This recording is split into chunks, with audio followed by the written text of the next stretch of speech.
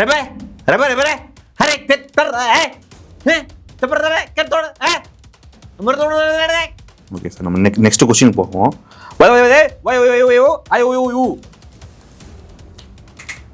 ஆமா இப்போ ஒன்று பேசுனீங்களே, என்ன பேசுனீங்க?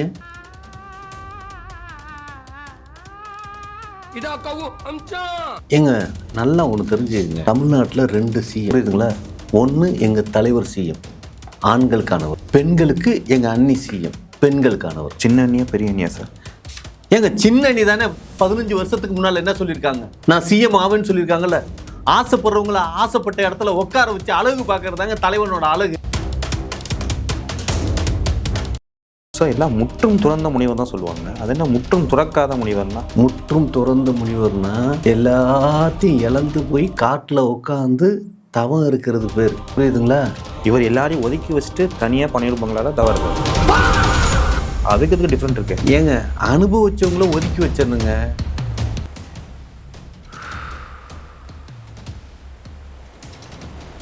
ஆம்பளையா பிறந்ததுனால தான் மாமன் சீருங்கிற இடத்துக்கு இருக்க வேண்டியதா இருக்கு. இதே நான் பொம்பளையா பிறந்திருந்தேன்னா உங்களுக்கு சீர் வச்சிருப்பாங்க.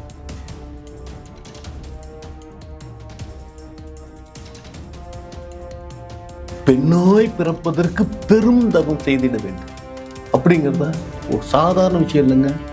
ஆமா, அப்படியே மாசமாய் தளபதிக்கு ஒரு சின்ன தளபதி வயிற்றுல வந்திருக்கும் தெரியுமா? ஆம்பளையா பிறந்ததுனால இதெல்லாம் இல்லாம போச்சு எனக்கு.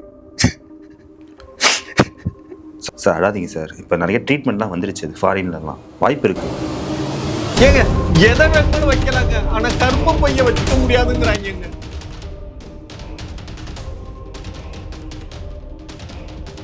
சார் இதுக்கு முன்னாடி கரூர் 41 பேர் வந்தாங்க, அதுக்கு திமுக காரன்.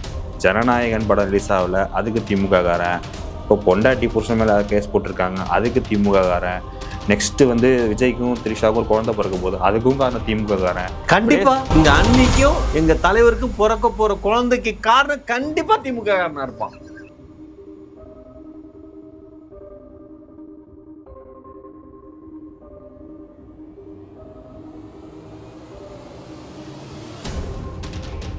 இன்று நம்முடன் ஃபன் பண்ண இருப்பவர். ஒரு நிமிஷம் சார், என்ன ஃபன்னு சொல்றீங்க? இல்லை சார், நீங்கள் பேசினாலே கொஞ்சம் ஃபன்னாக இருக்கும், ஆடியன்ஸ் அப்படி தான் ஃபீல் பண்ணுவாங்க. அப்படிங்களா? கோச்சிட்டீங்களா சார்? இல்லை, கோவிக்கிறது இதில் என்ன? சரி சார், ஃபன்னா என்ன? இல்லை ஃபன்னா கொஞ்சம் ஜோவியில் ஃபன் தானே? ஃபன் தான், ஃபன். வேற எது மாதிரி வேற எதுவும் இல்லை சார். வேற எதுவும் இல்லை. வேற எதுவும் இல்லை சார். FUN sir. FU இல்லை அதெல்லாம் இல்லை, அது நம்ம பழக்கம்லாம் தெரியாது சார். ஓகே. நம்முடன் உரையாட இருப்பவர் NNK அவர்கள். வணக்கம் சார். வணக்கம் சார், எப்படி சார் இருக்கீங்க? ஓப்பனிங்கே நான் ஃபன் பண்ணுறேன் அப்படிங்கிறீங்க.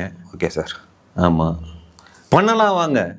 இல்லை ஃபன் பண்ணலாம் வாங்கன்னு சொல்லுங்கள் சார். ஓ, ஃபன் பண்ணலாம் வாங்க சார். கட்சி ஆரம்பித்து ஒரு 2 வருஷம் ஆகிடுச்சு சார். தமிழக வெற்றி கழகம் ஆரம்பித்ததுலேருந்து ஒரு ஒரு ஹேஷ்டேக் மாதிரி, ஒரு டேக்லைன் மாதிரி நீங்கள் ஒன்று க்ரியேட் பண்ணீங்க. அதாவது 2 பேருக்கு தான் போட்டி, ஒன்று DMK, இன்னொன்று TVKன்னு. ஆனால் இப்போ போட்டியே மாறிடுச்சு போலிருக்கே சார். ஆமாம், த்ரிஷாவுக்கும் சங்கீதாவுக்கும் போட்டிங்க. அது என் வாயில சொன்னால் நீங்கள் மனசு போட்டிங்கன்னு சொன்னால் நீங்களே சொல்லிட்டீங்க. இல்லை, 2 பேருக்கு தான் போட்டியே. சங்கீதா எதாக இருந்தாலும் 2 பேருக்கு தான் போட்டி எப்போதுமே, புரியுதுங்களா? அப்போ TVK DMK, இப்போ அதான் முதல் அணி ரெண்டாவது அணி. முதல் அணி ரெண்டாவது அணி. ஆமாம். ஓகே. ரெண்டாவது அணின்னு சொன்னீங்களா, ரெண்டாவது அண்ணின்னு சொன்னீங்களா சார்? ஐயோ, நல்லா ஒன்று தெரிஞ்சுக்கங்க. முதல் அணி ரெண்டாவது. முதல் அண்ணியா இல்லை முதல் அணியா? இதில் யார் முதல் யார் ரெண்டாவது? சங்கீதா அண்ணி முதல் அண்ணி. ஓ, ரெண்டாவது அண்ணி த்ரிஷா அண்ணி. ஓகே. மூணாவது அண்ணி, நாலாவது அண்ணி, அஞ்சாவது அண்ணி எல்லாம் யாருன்னு தெரியல. அப்புறமேல அண்ணன் கூட போறப்ப நாங்க தெரிஞ்சுப்போம். சரி. உங்களுக்கு தெரியுமா தெரியாதா? எனக்கு தெரியாது சார். எனக்கு இப்போ 2வது அண்ணி இந்த மேட்டர் தான் எனக்கு தெரிய வந்துச்சு. எல்லாம் கல்யாணத்துக்கு நாங்கள் ரெடி பண்ணியிருக்கோம், புரியுதுங்களா? நல்லா ஒன்று தெரிஞ்சுக்கங்க, தேர்தல் முடிஞ்சதுக்கு அப்புறம் கல்யாணம் தான். சீரியஸா? ஓ, சிஎம்மா அப்புறம் தாலி கட்டுவார். அப்புறம் முன்னாள் சிஎம் MK ஸ்டாலின் ஐயா தாலி எடுத்து கொடுக்க எங்கள் தலைவர் கட்டுவார். முன்னாள் சிஎம், அதுக்கப்புறம் இந்நாள் சிஎம்க்கு எலெக்ஷனுக்கு அப்புறம் சொல்றீங்க நீங்க? எலெக்ஷனுக்கு அப்புறங்க எங்க தலைவர் சிஎம் ஆயிடுவார் இல்லையா? எங்க தலைவர் சிஎம் ஆயிட்டாருன்னா MK ஸ்டாலின் ஐயா வந்து முன்னாள் முதலமைச்சர் தானே. ஓகே. இப்போ எப்படி எடப்பாடியை சொல்கிறான் முன்னாள் முதலமைச்சர், அப்புறம் ஓபிஎஸ் சொல்கிறோம்ல முன்னாள் முதலமைச்சர், அது மாதிரி எம்கே ஸ்டாலின் ஐயாவும் முன்னாள் முதலமைச்சர். ஆமாம் ஆமாம். இல்லை இதே சிஎம் ஒருவேளை கண்டினியூ ஆனார்னா நீங்கள் வந்து பகல் கனவு வந்து பார்த்தீங்கன்னா அப்படியே ஜெயிலில் தான் அந்த மேரேஜ் பண்ணுற மாதிரி இருக்கும். ஒரு விஷயம், ஜெயிலில் தூக்கி போட்டாலும் மேரேஜ் கன்ஃபார்மு, ஜெயிலே ஃபஸ்ட் நைட்டு போதுமா? Okay okay. எங்கள் அண்ணி ஜெயிலுக்கு பால் சொம்பு எடுத்துக்கிட்டு வருவாங்க. கண்டிப்பாக எங்கள் அண்ணி ஜெயிலுக்கு பால் சொம்பு எடுத்துகிட்டு வருவாங்க. பின்னாடி லத்தியும் எடுத்துகிட்டு வருவாங்க சார் போலீஸ். பின்னால் லத்தி எடுத்துகிட்டு வருவாங்களா? ஒரு விஷயம், லத்திக்கெலாம் நாங்கள் பயப்பட மாட்டோம். ஆனால் ஜெயிலுக்குள்ளார பூனை விட்டுருவாங்க இவங்க திமுககாரங்க. சீரியஸாக அந்த பால் சொம்பை தட்டி விட்டு அந்த பூனை குடிக்கிறதுக்கு ஏற்பாடு பண்ணுவாங்க திமுககாரங்க. அவ்வளோ கொடூரமானவனுங்க. சீரியஸாக ஒரு முதல்வர் அன்னைக்கு பால் சொம்பில் பால் இல்லைன்னா அந்த முதல்வர் நல்ல விதமாக நடக்குமா? பல்லு இருக்கிறவன் பக்கோடா சாப்பிட்றான். ஆமாம், எங்கள் தலைவருக்கு பல்லு இருக்குல்ல, இருக்கா இல்லையா? அப்புறம் பக்கோடா சாப்பிட்றதுல என்ன பிரச்சனை? சார் அவருக்கு பல்லு இருக்கிறது உங்களுக்கு எப்படி தெரியும்? இல்லை த்ரிஷாக்கு வேணால் தெரிஞ்சிருக்கலாம், உங்களுக்கு எப்படி தெரிஞ்சிருக்குன்னு தான் எனக்கு தெரியல. அதான் த்ரிஷா அன்னைக்கே தெரிஞ்சிருக்கப்ப எனக்கு தெரியாதா? ஆமாம், நல்லா ஒன்று தெரிஞ்சுக்கங்க, நானும் தலைவன் கூட ட்ராவல் பண்ணால்தான். இது பனையூர் பங்களா இல்லையா? பனையூர் பங்களாவிலையா? ஹலோ, பாம்பேல தலைவா படத்தில் கூட ஒர்க் பண்ண அனுபவத்தை சொல்கிறேன். ஓ ஆமாம் சார். இப்போ லேட்டஸ்ட்டாக வந்து விஜய் ஒரு பொதுக்கூட்டத்தில் பேசுகிறப்போ ஒரு தேர்தல் வாக்குறுதி கொடுத்தாரு. இந்தியாவிலே யாரும் கொடுக்காத தேர்தல் வாக்குறுதி.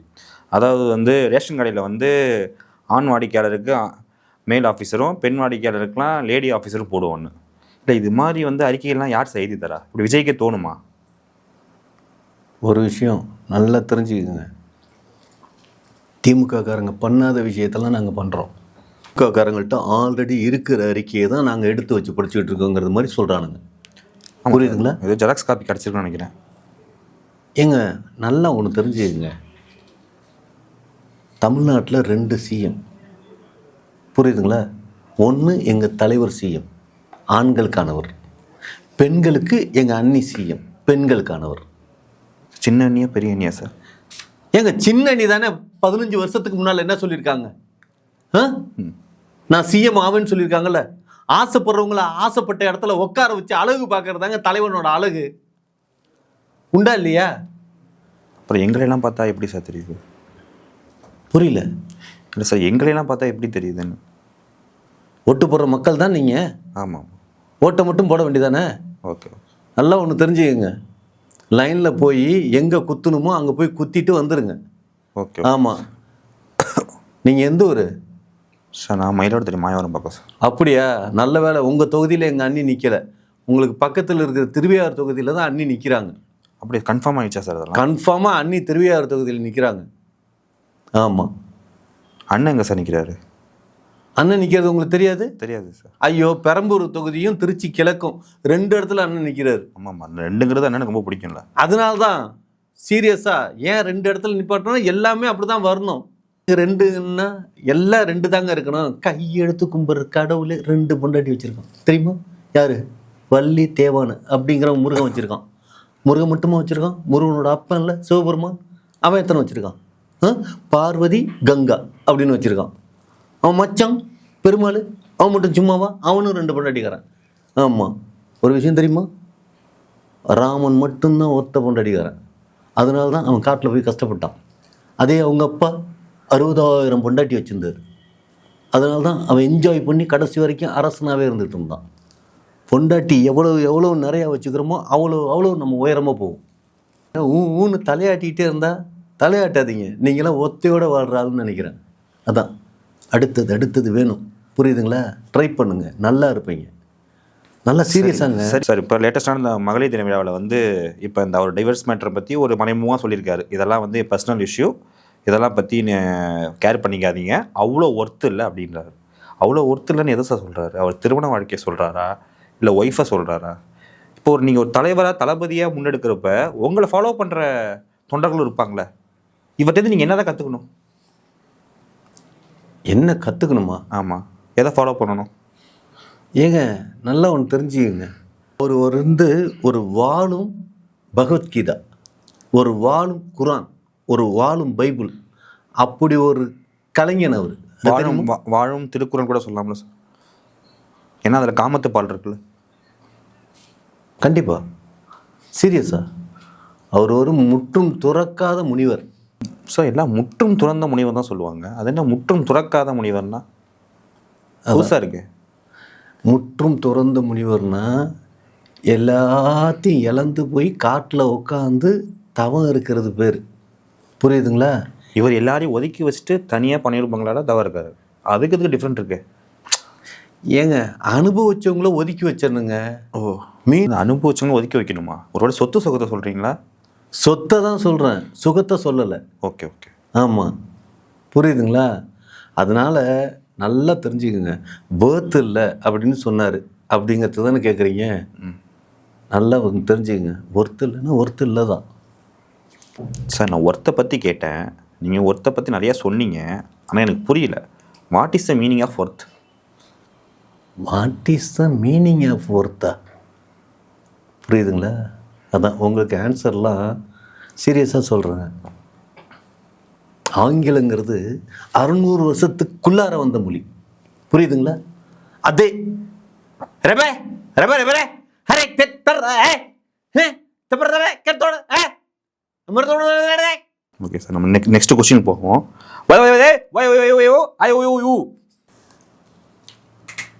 ஆமாம், இப்போ ஒன்று பேசுனீங்களே, என்ன பேசுனீங்க? நான் பேசுனது ஹிப்ரு, நீங்கள் பேசுனது சைனீஸா? ப்ரூவா? ஃபில்டர் காஃபி காலையில் வீட்டில் குடிக்கல தெரியுது.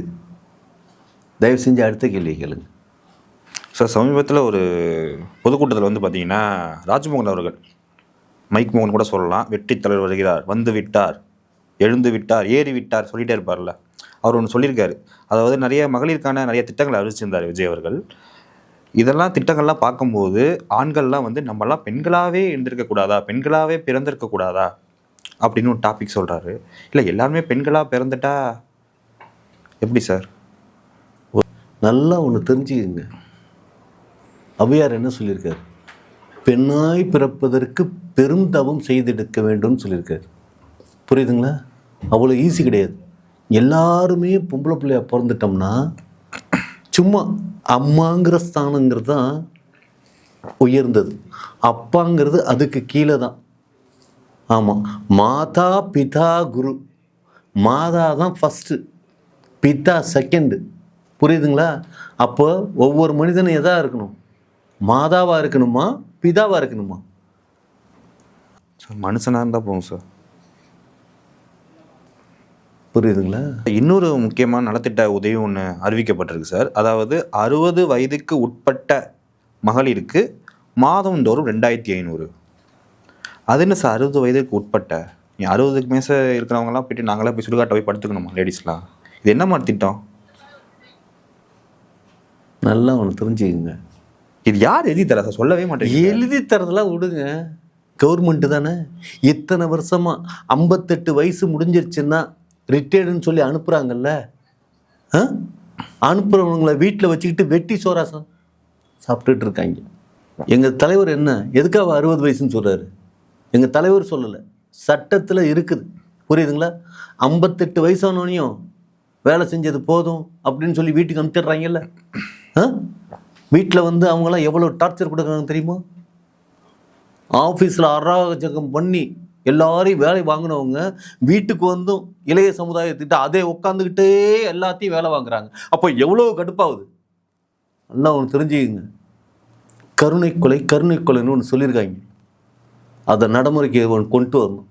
60 வயசுக்கு மேலே யாரும் இருக்கக்கூடாது. கொரோனா ஊசி இல்லை, அதை போட்டுடணும். சீரியஸாக. விஜய் அவர்களுக்கு 50 வயசு நினைக்கிறேன் சார். 52. இன்னும் 8 வருஷம் இருக்குது.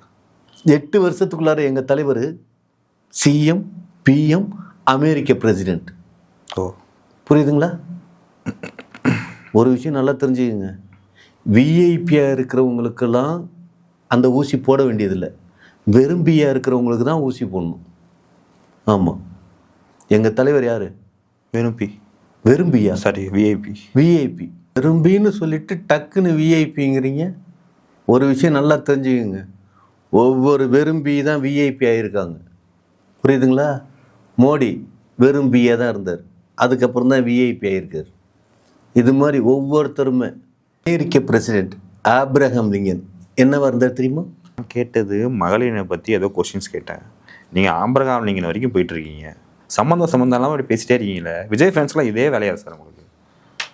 அதான் கருத்தாக 4 விஷயத்தை நாம் பேசலான்னா திமுககாரன் மாதிரி தெரியுது. கருப்பு சட்டை போட்டுக்கிட்டு இப்படி உட்காந்துருக்கப்பே தெரியுது. பக்காவாக திமுககாரனுங்க மாதிரி சம்பந்தமே இல்லாமல் பேசுகிறாங்க, சம்பந்தத்தோடையே பேசுறது. ஆமாம் சார், இதுக்கு முன்னாடி கரூர் 41 பேர் வந்தாங்க, அதுக்கு திமுககாரன். ஜனநாயகன் படம் ரிலீஸ் ஆகல, அதுக்கு திமுககாரன். இப்போ பொண்டாட்டி புருஷன் மேலே கேஸ் போட்டிருக்காங்க, அதுக்கு திமுககாரன். நெக்ஸ்ட் வந்து விஜய்க்கும் த்ரிஷாவுக்கும் ஒரு குழந்தை பிறக்க போகுது, அதுக்கும் காரணம் திமுககாரன். கண்டிப்பாவா? எங்க அன்னிக்கும் எங்க தலைவருக்கும் பிறக்க போற குழந்தைக்கு காரணம் கண்டிப்பா திமுக காரனா இருப்பான். சார், இப்போ எது பண்ணாலுமே வந்து திமுககாரன் பணியை போட்டு பழகிட்டீங்க போல இருக்கு. அதான் நம்ப மாட்டீங்க.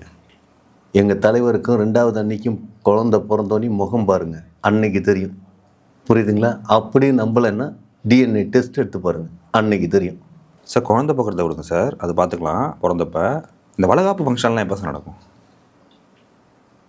வளகாப்பு கண்டிப்பாக நல்லா ஒன்று தெரிஞ்சுக்கங்க, 9வது மாதத்தில் வளகாப்பு நடக்கும்.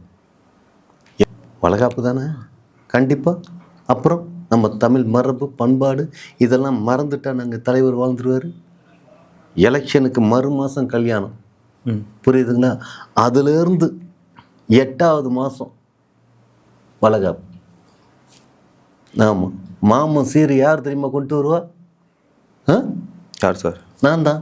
ஓ ஆமாம், செய்யணும்ல, முறை இருக்குல்ல. சரி சார். தாய்மாமன் சீர். அப்புறம் தலைவர் மட்டும்தான் எல்லாருக்கும் தாய்மாமனாக இருப்பார்னா அப்புறம் தலைவரோட பிள்ளைக்கு யார் தாய்மாமனாக இருக்கிறது? பிறக்க பிறக்க குழந்தைக்கு தாய்மாமா நீங்கள் எடுத்துகிட்டு போங்க சார். பட் ஆனால் நீ பேசுகிற பார்த்தா பல பேருக்கு மாமா வந்திருப்பீங்க பாருங்க. ஹலோ, நல்லா ஒன்று தெரிஞ்சுக்கங்க, பல பேருக்கு மாமா இருக்கிறவர் அவர் எங்கள் கட்சியில் தான் இருக்கார், ஜெகதீஷ்னு. அவர் தான் எல்லாத்துக்கும் மாமா. ஓ, புரியுதுங்களா? ஆனால் தலைவரும் நானும் பிறக்கிற குழந்தைக்கு. சார், விஜய் த்ரிஷா சரி, போகிற போக்கில் தலைவரும் நீங்களும் பிறக்க போகிற குழந்தைங்கிறீங்க சார். அவர் பக்கத்தில் புசியாக இருந்தாலும் வச்சுருக்கலாம். பட் ஆனால் விஜய் அப்படிப்பட்டவர் இல்லைல்ல. இல்லை, உங்களை பற்றி எனக்கு தெரியும். கேட்டீங்க? ஒரு விஷயம் நல்லா தெரிஞ்சுக்கங்க, இந்த ஜென்மத்தில் நான் ஆம்பளையாக பிறந்துட்டேன்னு அவ்வளோ வேதனையாக இருக்கு. புரியுதுங்களா? ஆம்பளையாக பிறந்ததுனால தான் மாமன் சீருங்கிற இடத்துக்கு இருக்க வேண்டியதாக இருக்கு. ஏன் நான் பொம்பளையாக பிறந்திருந்தேன்னா உங்களுக்கு சீர் வச்சுருப்பாங்க, வச்சிருக்கணும். புரியுதுங்களா? பெண்ணாய் பிறப்பதற்கு பெரும் தவம் செய்திட வேண்டும் அப்படிங்கிறதா ஒரு சாதாரண விஷயம் இல்லைங்க. ஆமாம், அப்படியே மாசமாய் தளபதிக்கு ஒரு சின்ன தளபதி வயிற்றுல வந்திருக்கும் தெரியுமா? ஆம்பளையா பிறந்ததுனால இதெல்லாம் இல்லாம போச்சு எனக்கு. சார் வாய்ப்பு சார், அழாதீங்க சார். இப்போ நிறைய ட்ரீட்மெண்ட்லாம் வந்துருச்சு ஃபாரின்லலாம், வாய்ப்பு இருக்குது. ஏங்க எதை வேணுமானு வைக்கலாங்க, ஆனால் கற்ப பைய வச்சுக்க முடியாதுங்கிறாங்க. ஆமாம், பரவாயில்ல சார், ட்ரை பண்ணி பார்க்கலாம். ட்ரை பண்ணுவோம் கண்டிப்பாக.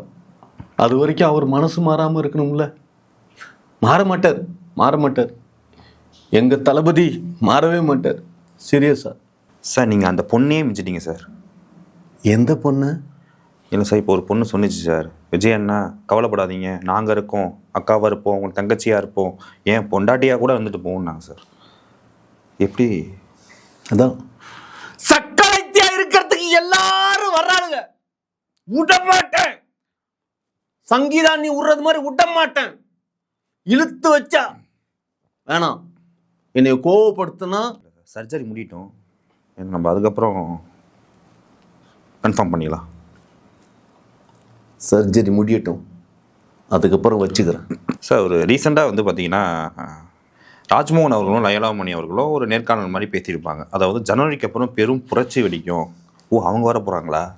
ஓ, அவங்களும் வர போகிறாங்களா? ஓ, இவங்க வர போகிறாங்களான்னு சொன்னாங்க. கடைசியாக யாருமே வரல, த்ரிஷா மட்டும் தான் வந்திருக்காங்க. ஒரு விஷயம் நல்லா தெரிஞ்சுக்கங்க, எல்லார் பேரையும் வெளிப்படையாக சொல்லிடக்கூடாதுன்னு தலைவர் உத்தரவு போட்டிருக்காரு. அதனால தான் அவங்க வருவாங்க, இவங்க வருவாங்க, இவங்க வருவாங்கன்னு சொன்னது. புரியுதுங்களா? இவங்க வர்றாங்கன்னு சொல்லிட்டோம்னா தலைவர்கிட்ட அவங்களுக்கு வேலை இல்லாமல் போயிடும். புரியுதுங்களா? தலைவர் தான் கூட்டிகிட்டு வந்து காட்டுவார் மக்கள்கிட்ட யாருன்னு. தலைவர் ஒரு விஷயத்தை ரகசியமாக மெயின்டைன் பண்ணணுன்னா நாமளும் அதை ரகசியமாக தானே மெயின்டைன் பண்ணோம். எங்கேயாவது அவங்க 2 பேரும் பேரிட்டு சொன்னாங்க? சொல்லலைல்ல. அப்போவே புரிஞ்சுக்க வேணாம். நான் மட்டும் சொல்லிடுவேனா? நானும் சொல்ல மாட்டேன். நல்லா ஒன்று தெரிஞ்சுக்கங்க. அவங்க வர்றாங்க, அவங்களும் வர்றாங்க. அவங்களுமா சார்? அப்புறம் அவங்களோட அவங்களும் வர்றாங்க. ஓ, அவங்கள கூட்டிகிட்டு வராங்க. ஆமாம். அவங்க வர்றப்ப அவங்க மட்டும் வர்றதில்ல, அவங்களோட அவங்களும் வர்றாங்க. ஸோ இத்தனை பேர் வந்தால் தாங்குமா? என்ன கேட்டீங்க? தாங்குமாவா? ஆமாம் சார். அப்புறம் எங்கள் தலைவன் யார்? டெல்லி. இல்லை, வேட்டைக்காரன் நினச்சேன். ஆமாம், நிறைய வேட்டையாடுறாருல. புலி இல்லை. அப்புறம் வேட்டைக்காரன் தான் வேட்டையாடுவான்னு கிடையாது. புலியே வேட்டையாடுனா எப்படி இருக்கும்? ஷார்ப்பாக இருக்கும். கத்தி, துப்பாக்கி பார்த்துருக்கீங்களா? நான் பார்த்ததில்ல சார். கத்தி படம், துப்பாக்கி படம்லாம் பார்த்ததில்ல? பார்த்துருக்கு சார். அப்போ அதுதானே நான் இது இவ்வளோ தூரம் கேட்டேன். இப்போ படத்தை கேட்டிங்களா? ஆமா. நீங்கள் துப்பாக்கின்னு மட்டும் சொல்லிட்டு இருந்தீங்க. அதான் நல்லா ஒன்று தெரிஞ்சுக்கங்க. திமுக காரன் மாதிரி மண்டையை எங்கேயோ வைக்காதீங்க. ஆமாம், இங்கே வருங்க. சீரியஸா சார், இதுவரை நாங்கள் கேட்ட கேள்விக்கு பொறுமையாக சம்பந்தமே இல்லாமல் பதில் சொன்னவங்களுக்கு மிக்க நன்றி சார். நல்லா ஒன்று தெரிஞ்சுக்கங்க மக்களே. நான் சம்மந்தத்தோடு தான் பேசியிருக்கேன். சம்மந்தம் பண்ணிக்கணும், அதான் முக்கியம். சம்மந்தம் பண்ணாதான் நாளைய சமுதாயம் செழிக்கும்.